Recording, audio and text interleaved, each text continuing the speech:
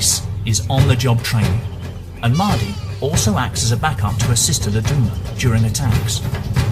When hunting, they're the ones the cubs will need to watch. At all other times, it's the pride male, Panwi, who keeps the family members in line. At 180 kilos, more than twice the weight of a man, he demands respect, even from the oldest lioness. If he senses a challenge, things could turn nasty.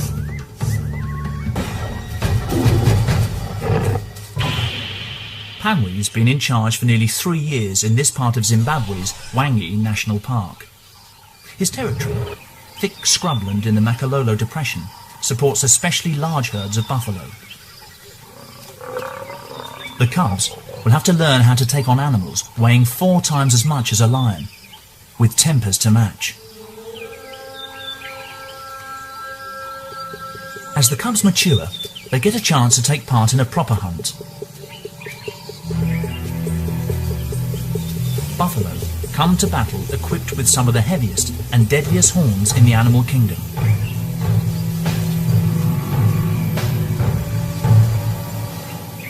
Lesson number 1. Know how to pick the easiest target. When the largest buffalo close ranks, the herd is almost invincible.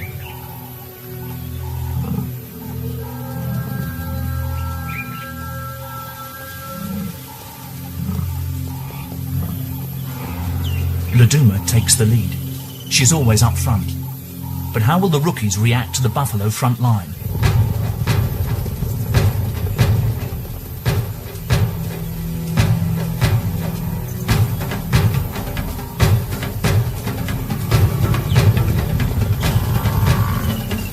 Confident and strong, Laduma storms in.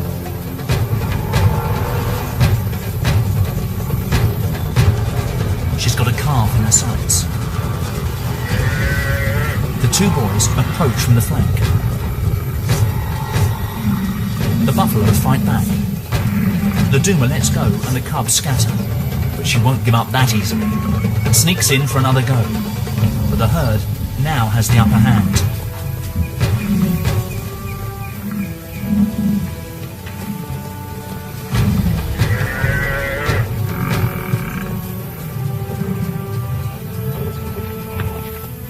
The cubs' first practical lesson ends in a reality check.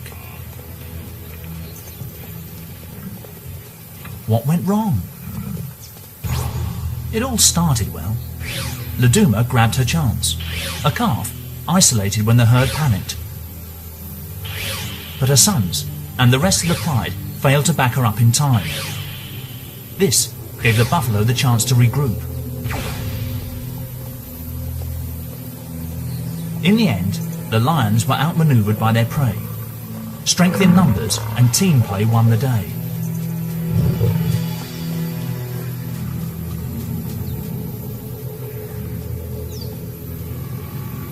Buffalo 1, lions 0. These cubs have got a lot to learn.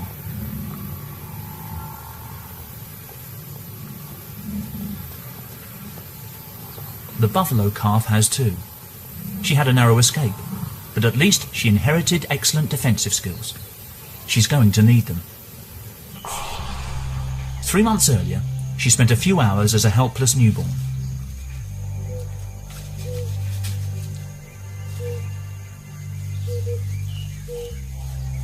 Still wet with afterbirth, she struggled to her feet and within days joined the safety of the herd.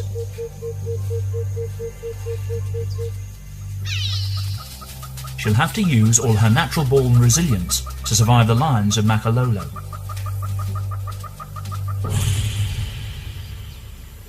It's the driest part of the year, and the pride has got used to waiting for easier meals.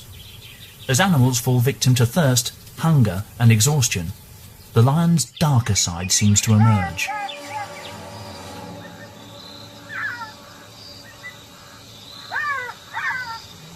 An injured elephant calf hauls itself through the undergrowth. Noisy enough to attract attention. The wrong kind of attention. It looks like the end of the road for this baby. Earlier, a pushy buffalo herd unsettled an elephant family at a water hole. In the stampede, the calf panicked, fell and was trampled.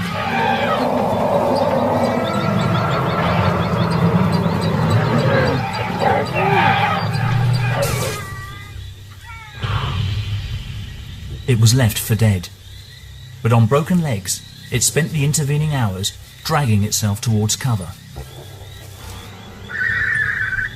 It's in no state to defend itself.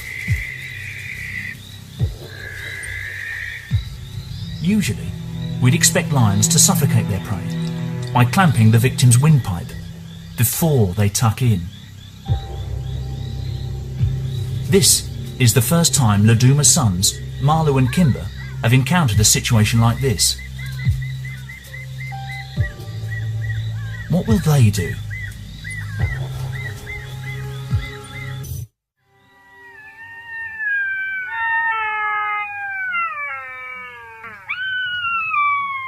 Dawn reveals the events of the night before. The lions started eating hours ago, but they haven't yet killed the baby elephant.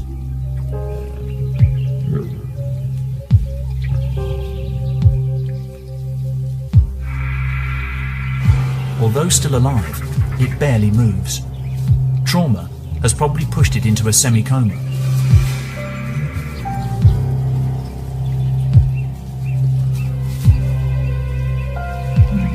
To human eyes, this might look brutal, but we can't judge lions by our rules. Young cubs like Evie, Marlo and Kimber must follow the ways of the pride. They just copy their elders.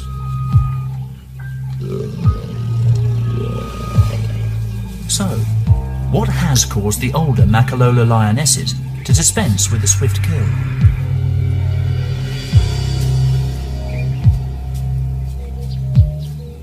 Maybe the clue is in the victim's behaviour. This baby elephant didn't put up a fight. It's a quick, clinical kill only necessary to subdue a struggling victim. The calf died sometime later, but the pride's movements after this might reveal what's behind their unusual behaviour. They left and returned to the carcass several times. To leave a meal unattended like this suggests they don't have rivals for their food. In the heart of the territory defended by Pamwi, Laduma's family lives unchallenged. This isn't unique among wild lions, but it's a rare luxury.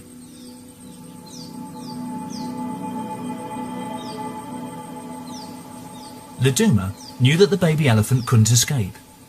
With no pressure to be fast and efficient, even hardwired hunting instincts can be short-circuited. Who wouldn't save their energy, given the opportunity? Their instinct to sleep for up to 20 hours a day, though, seems right on track.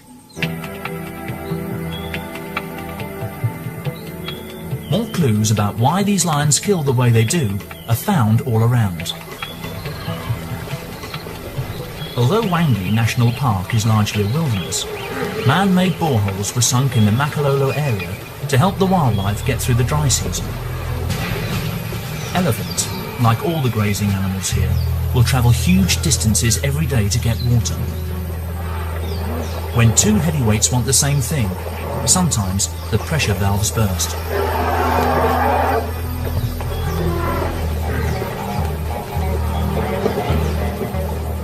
With this steady stream of drinkers coming through the lions' territory, it makes sense that the lions have adapted their hunting methods to make the most of the bounty.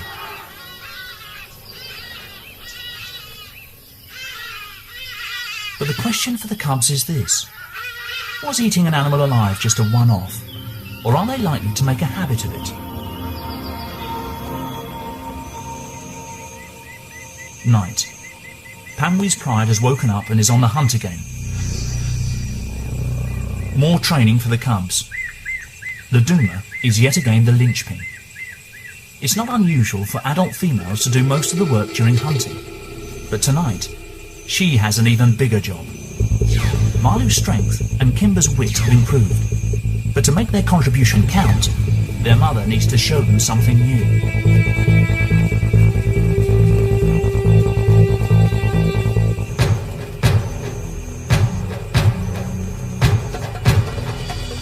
Tonight, can they help coordinate the attack and show the buffalo they mean business?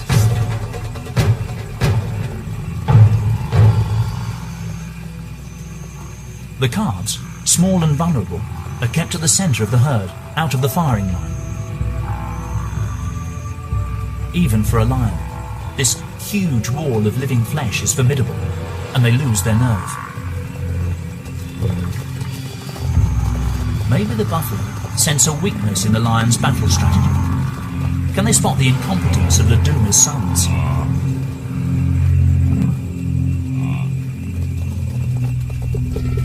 Who knows? But the massive herbivores stand their ground against their oppressors. Once again, Laduma's sons have failed to raise their game. Such a sloppy approach would leave most young males with a hungry and desperate future ahead of them.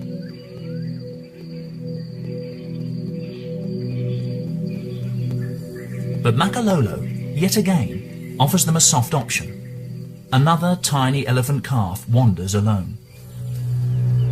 Born only a few weeks previously, he's been abandoned by his herd. Newborn elephants are prone to attack, and sensing danger, his mother and concerned aunts try to push the calf to its feet.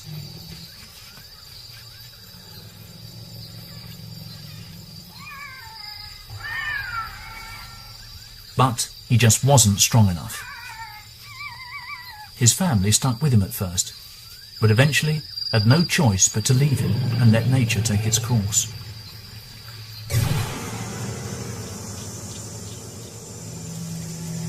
He survived the first days alone, but unprotected, he faces grave danger. The pride has picked up his scent.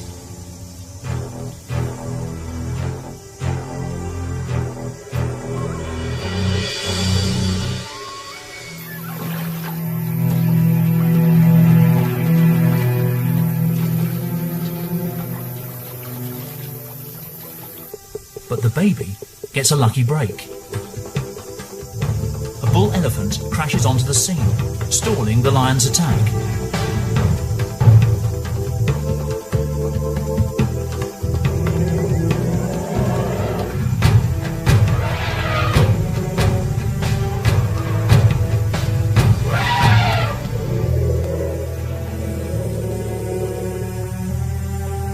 They wait to see what will happen next.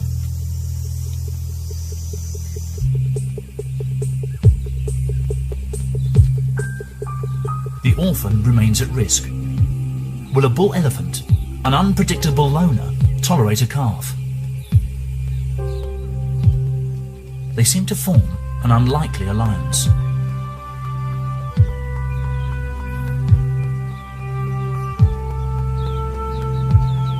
But a male elephant isn't inclined to watch over a lost baby.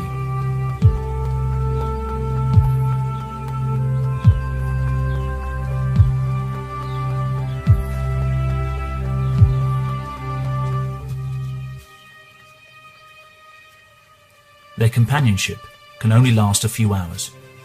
The calf stumbles on alone.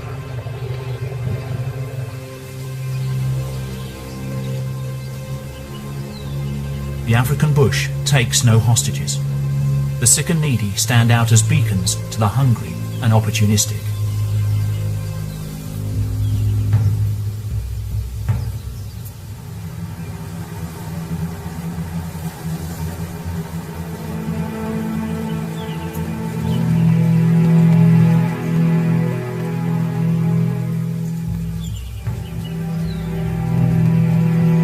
The vultures are already here. Predicting impending doom is their speciality. Trumped by nightfall, they must wait for another day.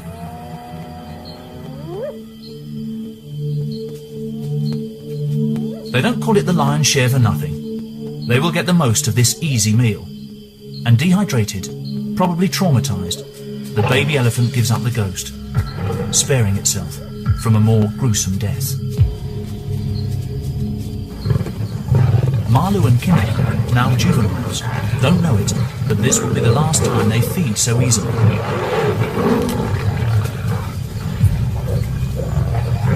They've got competition.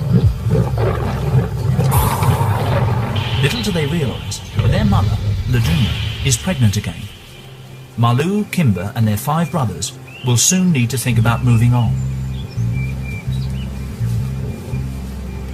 3.5 months ago, Pamwi picked up the smells, telling him the lionesses were ready to mate. He mounted them several times an hour for 4 days, a sexual marathon.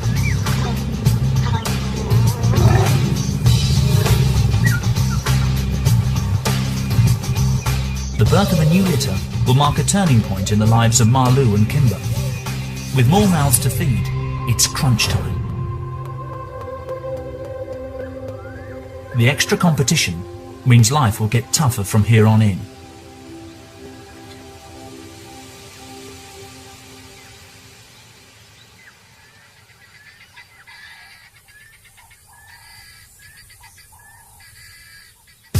Although they've grown in strength and confidence, the brothers still haven't made a kill.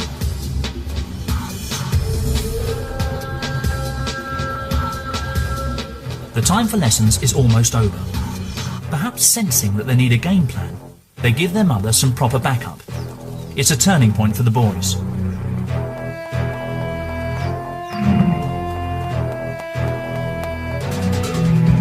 The buffalo looked rattled.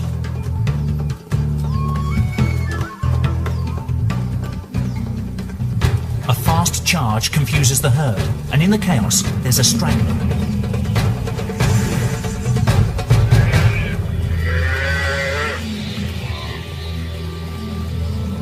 But 2 young guns have narrow odds against a buffalo army. It's time for all the brothers to get involved.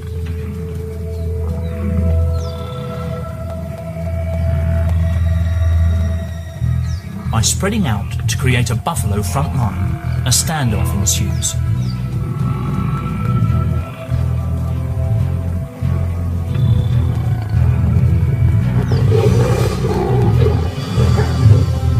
The lions still need an old hand for the finishing touch.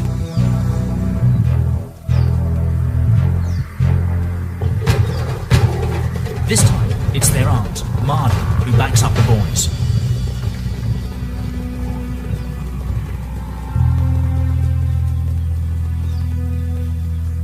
The cubs did help to execute a classic ambush, but they still can't finish the job.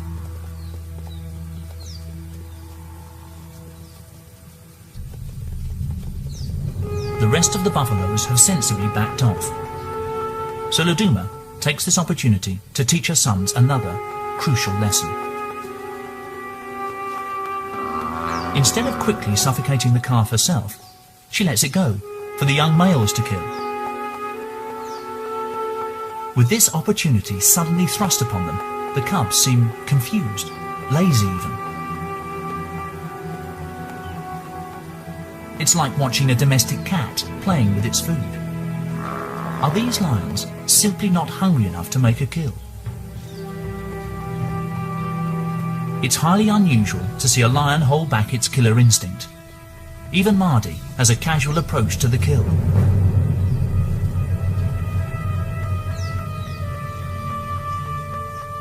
Then, the calf suddenly struggles a little, and a primal instinct kicks in. Mardi grabs the animal's throat.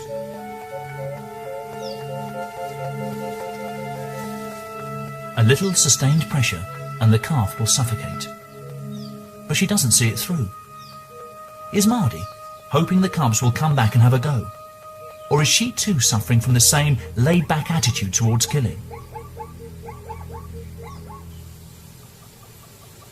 Even faced with the wrath and weaponry of the Cape buffalo, can they simply not be bothered to learn to kill in the classic way?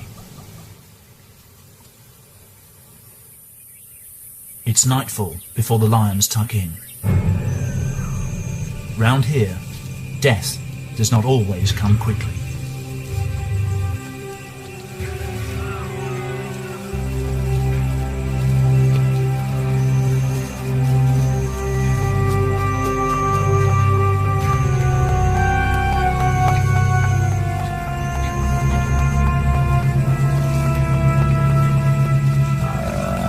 Marlo and Kimber have other problems to deal with.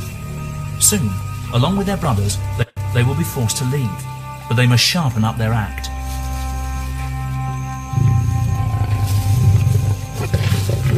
Family dynamics are changing. The growing males are showing dominance over their mothers, but they still can't handle killing on their own.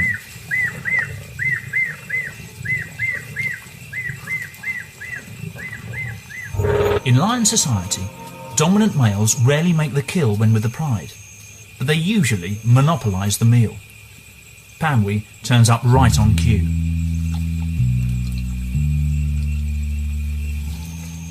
Kimber and Marlo give him space. The two brothers are developing a close bond, a bond that could, one day, put them into direct competition with their father.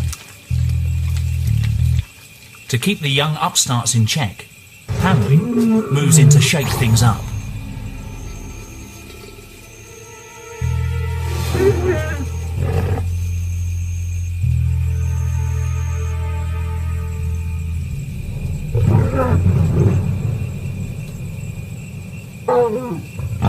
Panwi's grown-up cubs now crowd the carcass, so he turns on them.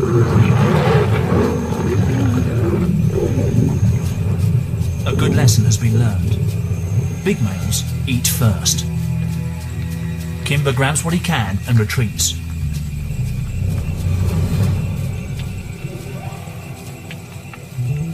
The new litter of young cubs gets preferential treatment.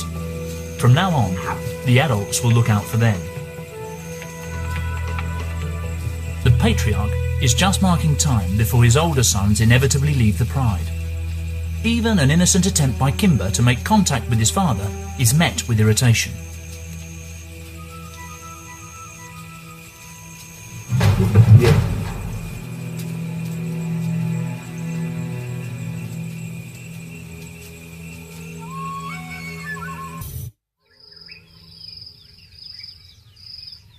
Tensions within the pride simmer on into October.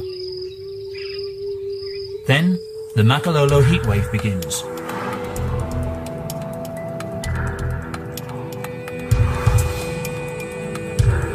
Temperatures up in the 30s drain the colour from the landscape.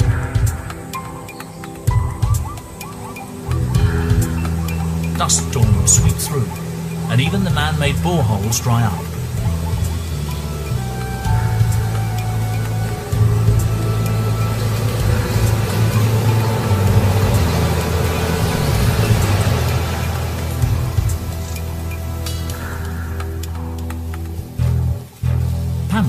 Must lead the pride deeper into the parched scrub. Kimber, Marlu and the other large cubs still trek with the family. With food getting harder to find, they remain an essential part of the team. Their mothers, however, will be watching their every move. The new cubs are now the priority.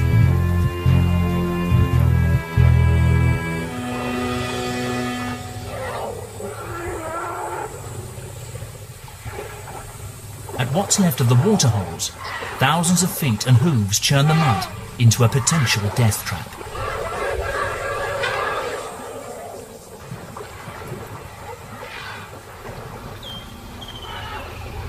Adult elephants indulge in the usual skincare routine, but for a baby, it's a new danger.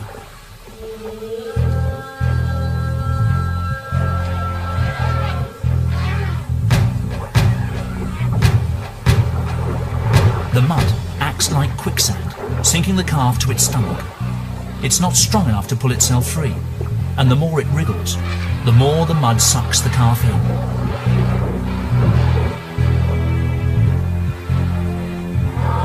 The elephants in this area have already lost 2 calves.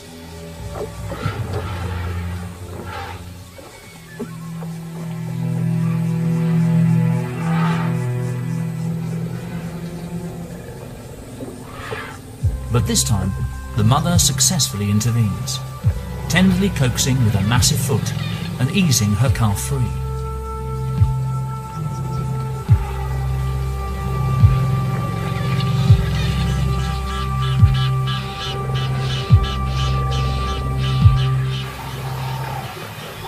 The mud is a real menace.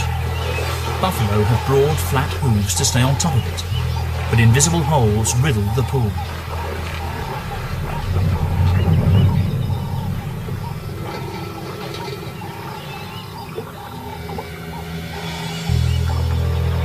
Once you slip in, the mud draws you down further.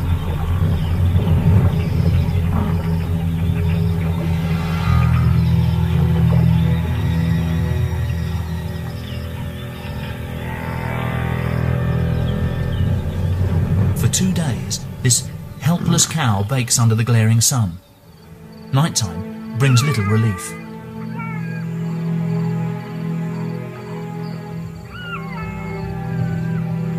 Jackals become constant companions.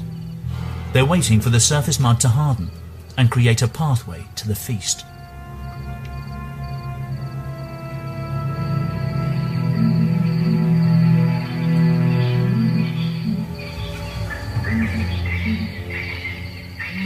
On the third morning, the buffalo faces an even worse fate.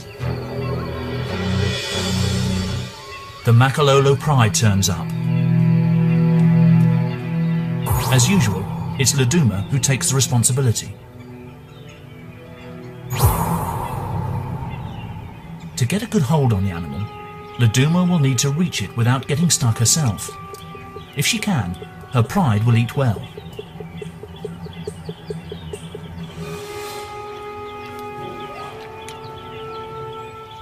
Mud makes lions nervous, so she cautiously edges over the sun-baked crust.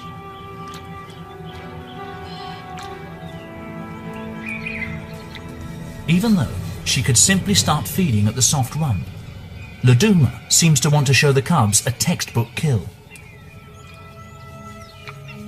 She can't reach the windpipe. Instead, she holds the buffalo's snout, long enough to bring a quick end. It's a mystery why Laduma chose to go for a traditional kill this time.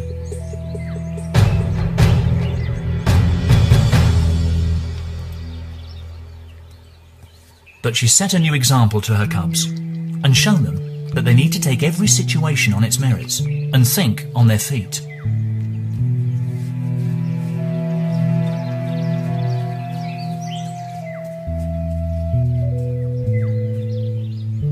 This buffalo could have appeared more threatening than we think.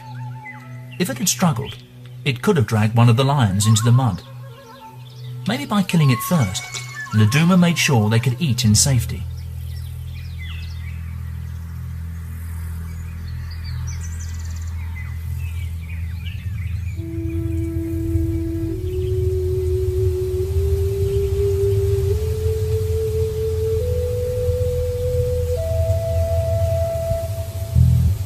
The juvenile lions have bought some extra time by feeding on animals already weak from the hardships of the dry season.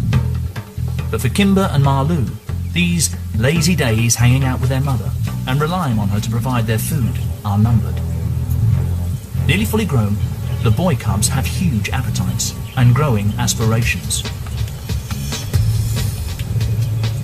November brings long-awaited relief from the heat.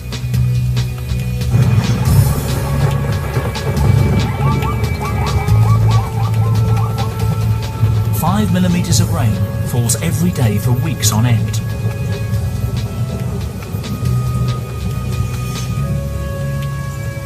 Gradually, the rains rejuvenate the scorched landscape.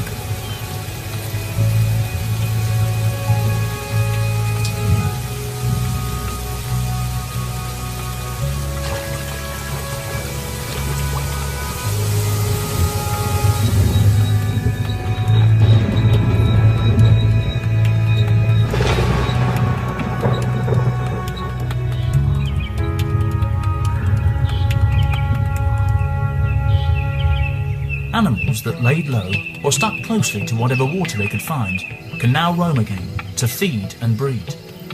The annual baby boom has arrived.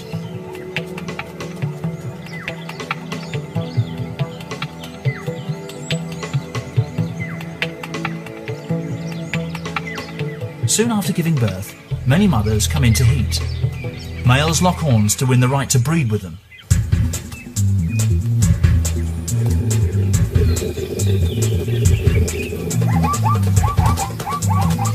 zebra males lash out, nipping each other and kicking with their powerful legs. But one zebra mare stands quietly by. Her stillborn foal has lain dead for over 24 hours, but still, she continues to watch over it.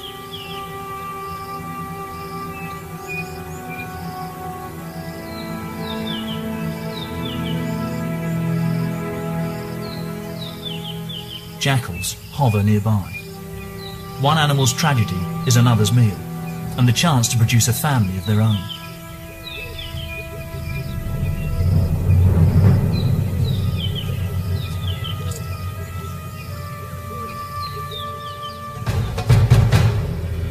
The rains bring abundance in Makalolo, but also upheaval. The juveniles in the lion pride face a trying time. They must earn their keep and regularly take part in the hunt.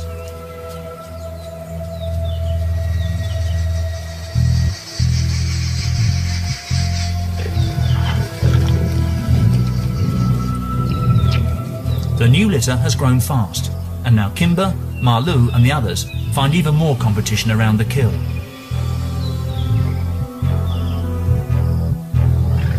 But for juvenile males, the cold shoulder treatment is an essential part of growing up.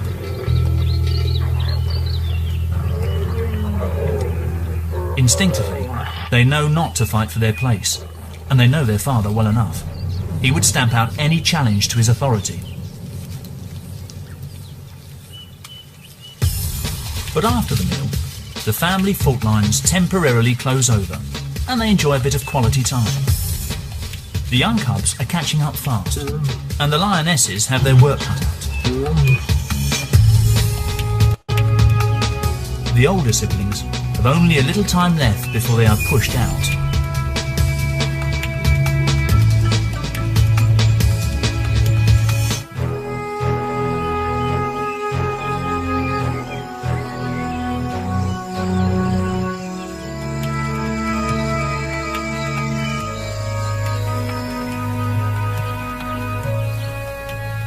Increasingly, the adolescent gang rests up away from the main pride.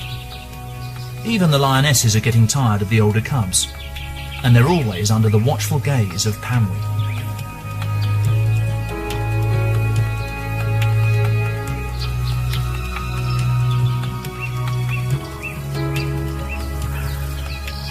Such a formidable coalition. 7 new males who could one day threaten Pamwi's status as Lord of Makalolo. Their success will depend on their friendship. Even without their siblings, Kimber and Marlou could form a double act that would offer stiff competition to their father for access to females and to hunting opportunities. Their only sister will stay with the family. Only rarely do females leave their mother's clan. Her brothers have to go before they reach sexual maturity at the age of 2 or 3. And round here, they will have to hunt buffalo in order to have any chance at all. Kimber and Marlou face a dangerous and unpredictable world. They will have to cross countless other territories. Neighbouring pride males will be ready to defend their turf to the death. With their manes starting to grow thick and new surges of testosterone coursing through their veins, it won't be long before they want to go. Let's hope they've learned enough to take on new rivals.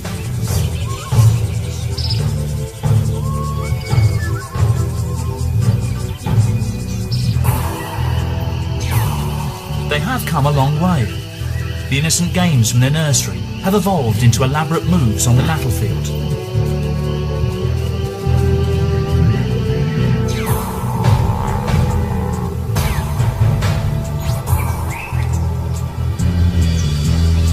It's taken months of trial and error, but finally, Kimber and Marlou and the rest of the brothers rise to hunt as one. And today, suddenly, everything seems different. They are seeking the ultimate challenge, and this time will tackle it in their very own way.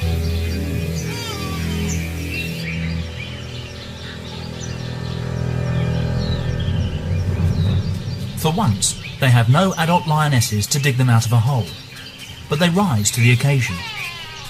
Good teamwork helps them locate and ambush a solitary buffalo bull.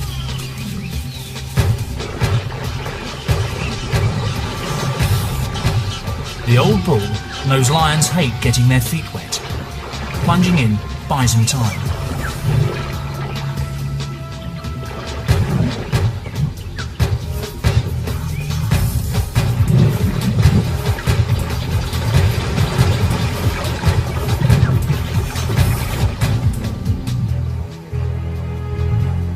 Marlu courageously wades in.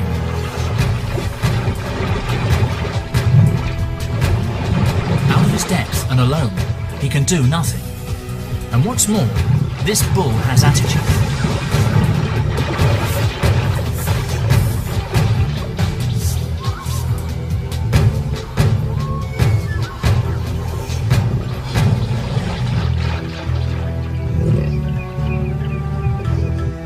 But Marlu and his brothers don't just give up anymore.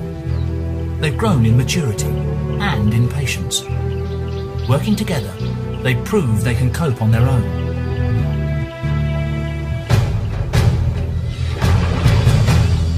The buffalo bull remains under siege.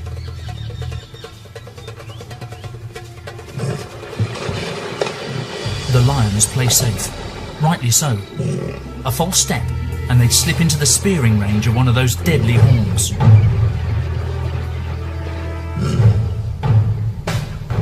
They stake out the bank, harassing and wearing down the cornered buffalo.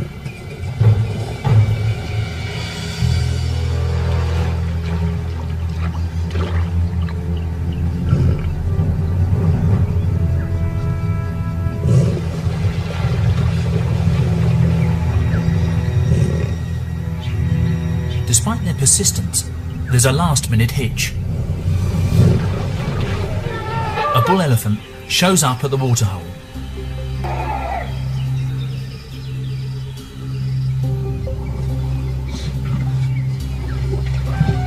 It's a distraction, which the buffalo seizes as a chance to escape.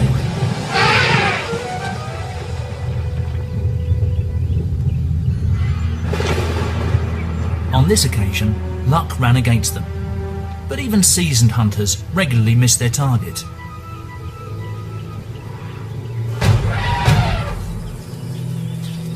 The elephant may have thwarted their attack, but the experience undoubtedly sharpened. Aware of their growing stature, Panwi sprays his territory. A reminder to Kimber and Marlu not to rise above themselves.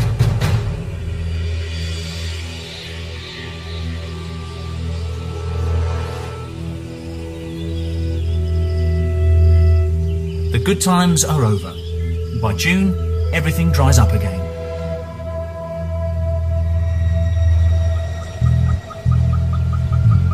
But the young lions remain on a roll.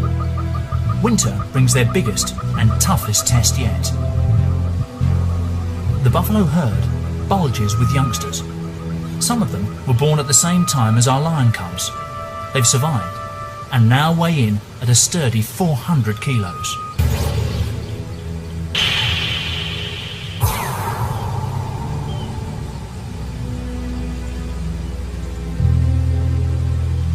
More muscle to strengthen the buffalo line of defence.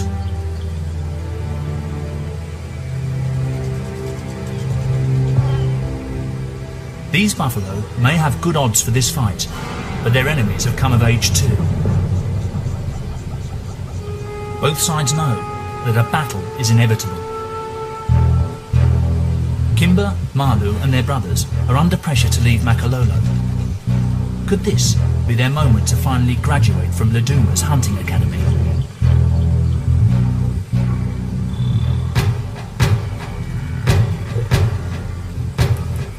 Laduma does what comes naturally to her and spearheads the attack.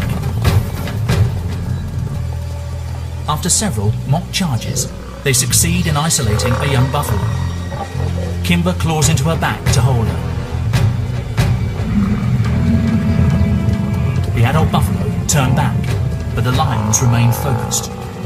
Staying well away from the sharp end, Marlu and Kimber finally help Laduma bring the animal down.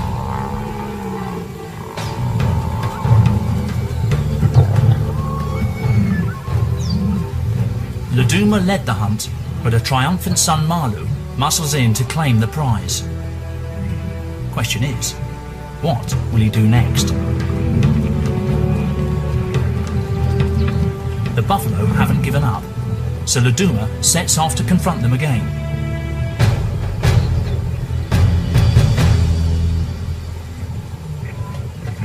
She successfully holds them off, buying her sons more time.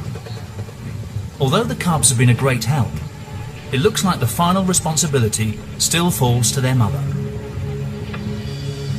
She goes straight for the windpipe. Suffocation brings death in minutes.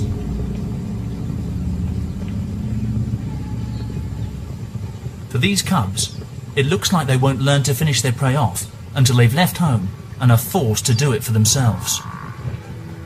But at least they've shown that the unconventional habits they experienced when they were very young aren't necessarily here to stay.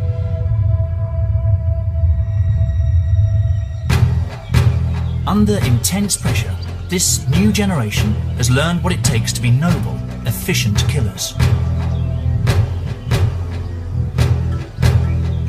Just in time.